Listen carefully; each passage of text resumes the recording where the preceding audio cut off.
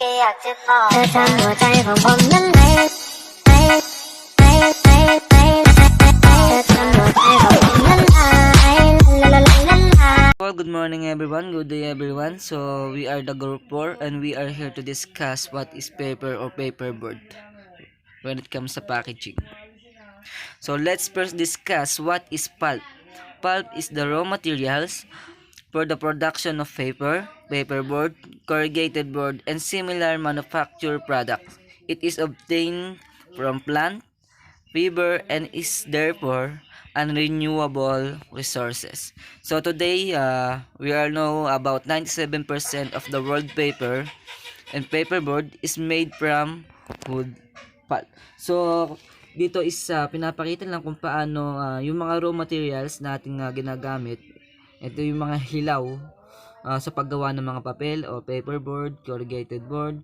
So ang pulp din daw ay mula sa hibla ng mga halaman o ito yung tinatawag natin na renewable na resources. So about 97% here in the world paperboard made from wood pulp. So pag sinabi natin wood pulp, ito yung mga gawa sa mga puno o yung sa mga balat ng puno. Like for example, ito isang acacia, mga trees. Next is So, the three main constituents of wood cell wall. Okay, cellulose, hemicellulose, and lignin. Okay, so the cellulose, this is a long chain linear polymer built up of a large numbers of glucose molecules, and it is the most abundant naturally occurring organic compound. Okay, so cellulose, it is an insoluble substance which is the constituent of plant cell wall, and it is an organic compound that is obtained from wood pulp. It is principally used to produce paper and paperboard. So how cellulose made into paper? So it was extracted from a variety of sources and converted into pulp. So pulp is combined with water and placed in a paper making machine where it is flattened, dried, and cut into sheets and rolled. So next is hemicellulose. So these are lower molecular weight mixed sugar polysaccharide consisting of one or more of the following molecules. So cyclose, mannose, and arabivose, and galactose. So hemicellulose are usually soluble and dilute alkalis. Okay, so it is an important component in plant fiber and it's contribute to paper properties. So during the pulping and fiber recycling, it could be removed by either its degradation or release. So the objective of this work was to explore the effect of hemicellulose on paper structures and durability. Okay, so the third one is the lignin. So this is highly branched thermoplastic polymer of uncertain size, built up large from substitute phenylpropane units. It has no fiber-forming properties and is attacked by chlorine and sodium hydroxide with formation of soluble dark brown derivatives. So lignin, it is the natural glue that holds cellulose fiber together, and it stiffens plant stems, causes paper made of wood pulp to weaken and discolor rapidly if not removed in the pulp mill. So extracting lignin from pulp and paper mill wastewater is one way of recovering valuable organic material. So lignin has an adverse impact on paper durability. Okay, so the stages involved in making paper. Okay, so paper from wood pulp is bleached and coated or impregnated with waxes, resins, lacquers, plastic, and lamination of aluminum to improve its strength, especially in high humidity environments such as are often found around foods. So acid treatment of paper pulp modifies the cellulose and give rise to water and oil-resistant parchment of considerable wet strength. So these paper are characterized by long wood pulp fiber which impart increased physical strength. So once chemical is added to the pulp, it was bleached or remove its natural colors. So bleaching is the process used to make pulp white to improve its printing properties and its ability to absorb liquids. So bleaching attacks some contaminants to reduce stray dark colored particles in the final sheet of paper. Okay, so the principal differences between paper, paperboard, and fiberboard are thickness and use. So paper are thin, flexible, and used for bags and wraps.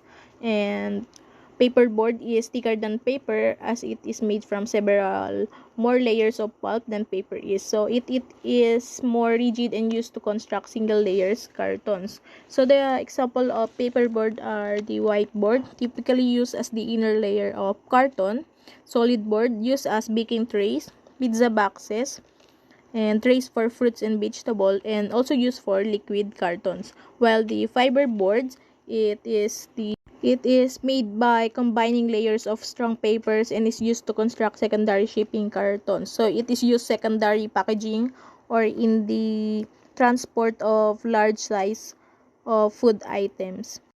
Okay, so papers and paper boards used for packaging range from thin tissues to thick boards. Okay, so these are the main example of papers and paper boards packaging. Okay, so first is paper bags, wrapping, packaging papers, and infusible tissues. Examples are tea and coffee bags, sachet, pouches, overwrapping paper, sugar and flour bags, and carrier bag. Okay, so multiple paper sacks, folding cartons and rigid boxes, corrugated and solid fiber board boxes, paper-based tubes, tubs, and composite containers, fire drums, liquid packaging, molded pulp containers, labels, sealing tapes, cushioning materials, and cup liners. Okay, so paper and paperboard packaging is used over a wide temperature, range from frozen food storage to the high temperatures of boiling water and heating in microwave and conventional radiant heat ovens. So there are paper and paperboard packaging that can use even in frozen food or high or hot temperature. Paper and paperboard, however, can acquire barrier properties and extended functional performance such as heat-sealable or leak-proof liquid packaging through coating and lamination with plastics and with aluminum foil, wax, and other treatments. So there are also barrier that protects food from leaking, and it has also heat-sealable or heat resistance. So usually it can coated by aluminum foil or wax found in the milk or juice that pack in paper containers. So it helps to maintain the quality of products and to avoid the contamination. So packaging made solely from paperboard can provide a wide range of barrier properties by being overwrapped with a heat-sealable plastic film such as polyvinylidene chloride, coated oriented polypropylene. Okay, so PVDC, it is used principally in clear, flexible, and impermeable plastic food wraps. So it is a water-based coating often used to improve barrier and reduce permeability. So it helps to maintain the food freshness and improves the food shelf life. Next, we have a properties of paper and paperboard. Ito yung product kung saan nakalagay like sa carton. Example nito yung mga any products na nakalagay sa carton. And first you have a appearance. Relates to the visual impact of the pack and can express in terms of color, smoothness, and whether the surface has a high or low gloss matte finish. Color depends on the choice of fiber for the outer surface and also where appropriates the reverse side. Itong appearance, ito na yung itsura. Dito na nakalagay yung details about products, yung kulay, yung itsura, ganon. And next have a performance related to the level of efficiency achieved during the manufacture of the pack in printing, cutting, and twisting, gluing, and the packaging operation. It also related to pack compression, strength in storage, distribution, at the point of sale, and in consumer use. It includes the stiffness, short span, compression, strength, wet strength, tear strength, fold, endurance, puncture, resistance, and play bond strength products safely are performance needs which are important in context of paper and board packaging which is in direct or close proximity to food. Okay, based on my research, dito naman yung papaano ba ginawa yung product, yung kahalagahan ng pagiging maayos, detalyado, kumbaga formative yung packaging, maayos. And next, we have a types of paper. First, we have a fine papers, generally made of bleach, pulp, and typically used for writing, paper bond, book, and cover papers. Ito namang fine papers, para lang siyang normal na paper na nabibili natin.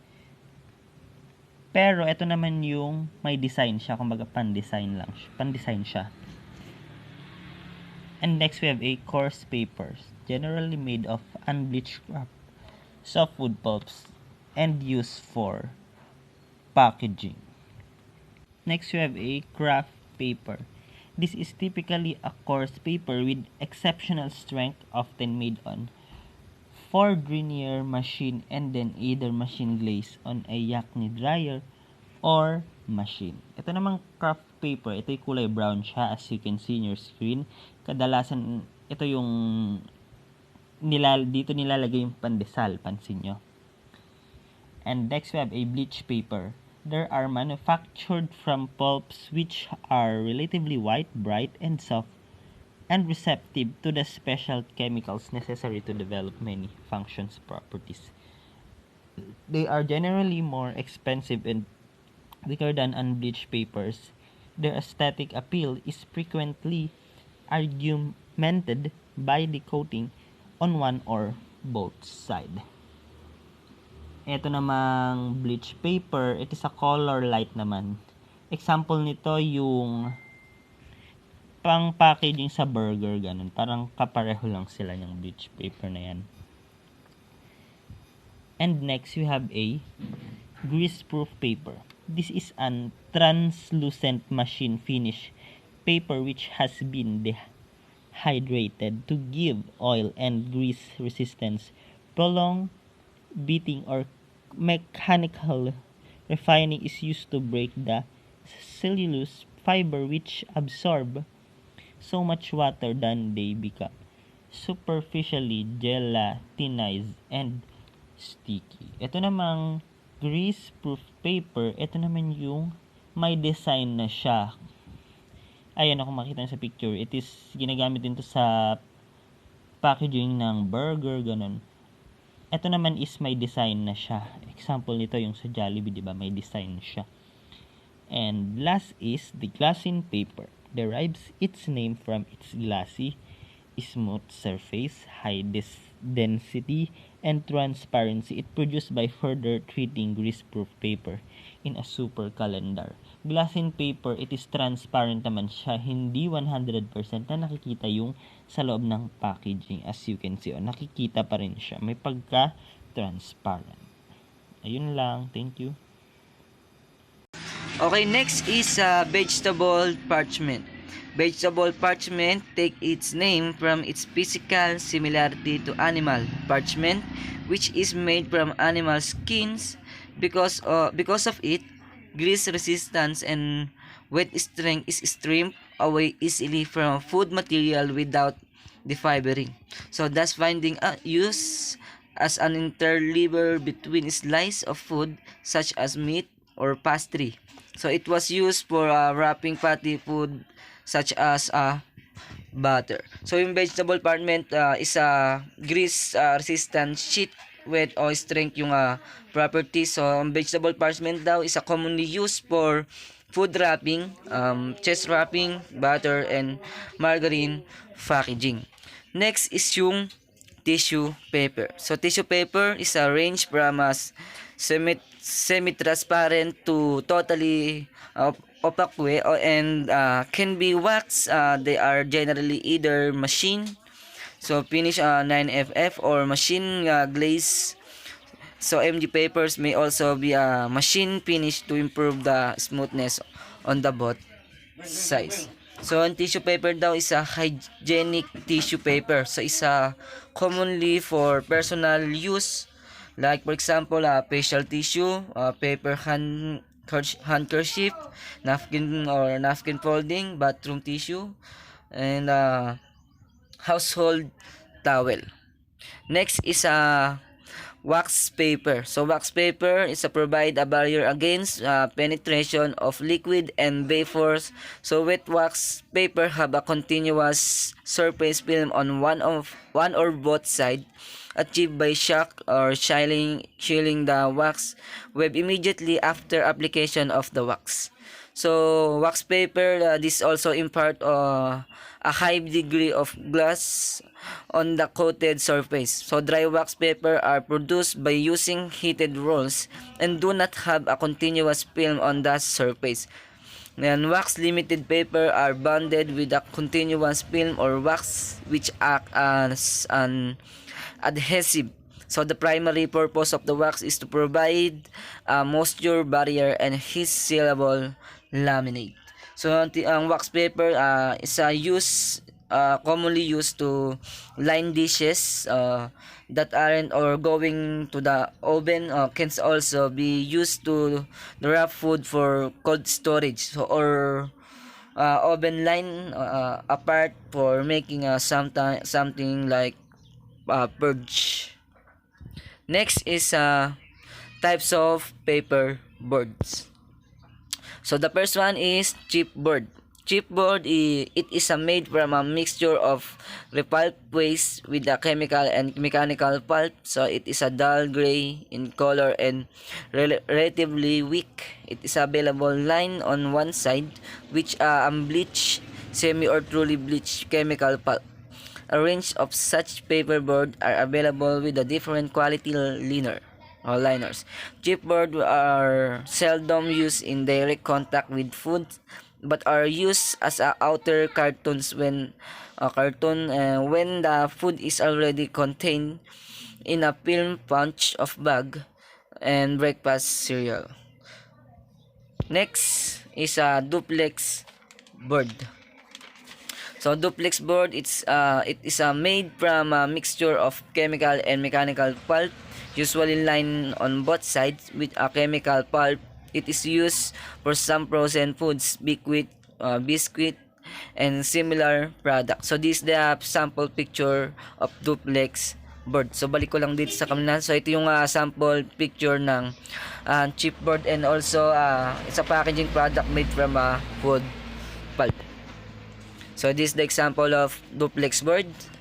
So duplex boards is also known as a gray back or white back. It's a form of paperboard or cardboard with a double side or duplex board, since it is made up of two layer or layers. Next one is solid white board. Solid whiteboard. In solid whiteboard is all plies are made from fully bleached chemical pulp. It is used for some frozen food liquids and other product requiring special protection. So yung solid whiteboard, it is a strong ridge and concept print wall. So we have advantage and disadvantage of solid whiteboard. So gaya ng sinabi ko kanina, yung advantage niya is strong ridge and concept print wall. Sa disadvantage naman niya, so can be expensive. So yun yung disadvantage and advantage ng solid whiteboard. So this is the end of our discussion. So I think there's a lot of knowledge you can here in our report. So once again, we are the group 4, and thank you so much, and God bless you all.